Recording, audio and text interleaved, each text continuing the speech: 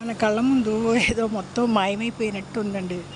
శివాలయం మొత్తం పడేశారు. ఇక్కడ ఈ చివర మురుగన్ సన్నిధి, దుర్గమ్మ, కాలభైరవుడు, ఆ తర్వాత శివయ్య ఉండేవారు, వినాయకుడు, తర్వాత పెరుమాళ్ కేసు ఇలా ఒకటి ఉంటుంది. ఇలా రౌండ్ చుట్టూ వచ్చి గుడి బయట బోల్డ్ ఆవరణ, అక్కడ మురుగడికి తని సన్నిధి ఉండేది. చిటుక్కునండి ఎప్పుడైందో నేను చూడలేదు. ఇదిగోండి ఇక్కడ వచ్చి నాగలింగ పుష్పాల చెట్టు చీకట్లో కూడా తెలుస్తుంది. శివయ్యకి ఇష్టమైన పూలు. ఒకరోజు డేలో వచ్చి దేవుణ్ణి దర్శించానండి. ఇక్కడ ఉత్సవ విగ్రహాలను పెట్టి ఇక్కడ పూజ చేశారు.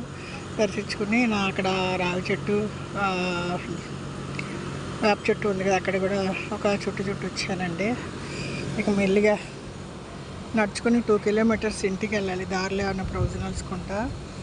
మళ్ళీ ఇప్పుడు ఏదో ధ్వజస్తంభము ఇంకా ఇది సరి చేయలేదు. ధ్వజస్తంభం ఉంచారు, గోపురం ఉంచారు. వాటిని అంటే పగలగొడుతూ ఇప్పుడే మొదలుపెట్టినట్టున్నారండి.